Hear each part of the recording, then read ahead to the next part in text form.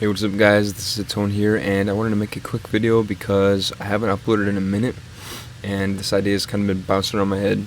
So, pretty much the idea is how pop art, not really pop art, but okay, I'll explain how I got to this. So I was thinking about music, and I was thinking about how some musicians really don't have the diehard fans that, so like pop mainstream musicians don't really usually have the diehard fans that niche artists do. So like, and I know this is obviously, there's outliers of course, but I was trying to tie this back to, and what brought me to this thought was how corporate art never has the same cult following as individual artists like Dali or Warhol or anything. And that's because they've kind of made their own style, I think. And I was trying to figure out why this was, because there are more listeners of music like Ed Sheeran's, and Ed Sheeran has some really good original songs too. I'm not trying to say anything like that. And corporate art, I admire it, it looks clean, it looks nice, but it's kind of everywhere, it's everything, and there's no real diehard corporate art fans, like I love corporate art, like that's my whole life, I love it, at least I don't see it, and a lot of people, more people hate it than love it, and I think that's kind of the same thing for pop music in general. There's a lot of people that just don't like the normal pop music, which is pretty interesting considering it's the most listened to stuff. But I'm trying to find a way to wrap this around. The original thought was something on the lines of how there's this connect between corporate art and pop music and niche art and non-niche art. And I think one of those connections is innovation, because while pop art is kind of corporate art is kind of an innovation, was an innovation. It's been overrun and reused and reused and rehashed, and everyone's using it.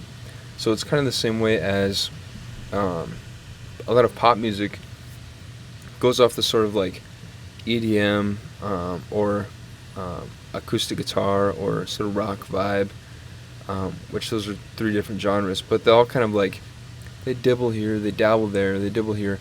None of them are really about that genre. A lot of pop music isn't really like full on in, and that's one of the pros of pop music, but what that does is it dilutes the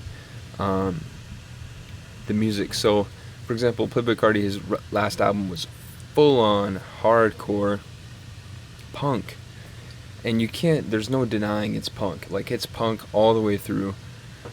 And if you listen to the live shows, it's even more punk.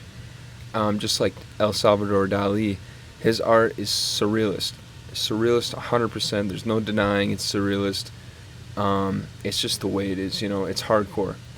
However, it's like not pop art, I keep confusing pop art, and they're totally different too.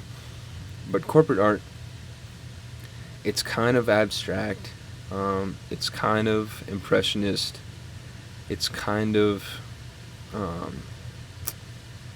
surreal, I guess. It's kind of geometric, very geometric, but it's just like dibble dabble, dibble dabble, dibble dabble. I mean, so it's like, it's kind of the idea of these diluted areas don't usually have the cult fans. However, they do have a lot of fans, but also I guess they have haters too. Geez, sorry for that smack of the mic there. But it's just kind of a weird thing that I was looking at, thinking about how the more diluted an art form gets, the more popular it gets and more used it gets, but the less cult followers it has. So like Ed Sheeran has probably 70 million monthly listeners or something like that. Drake has how many millions of monthly listeners? So these are the top artists, but Drake is diluted.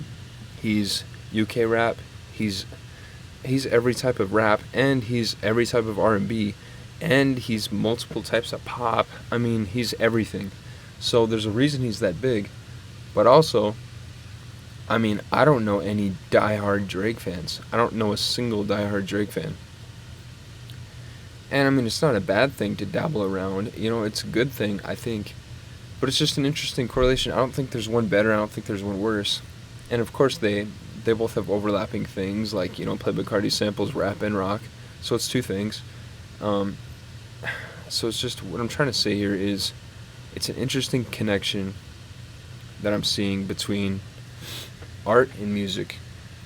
They both seem to have these things where the more diluted it gets, the less, should I say respect? I don't know if respect's the right word, but I don't know.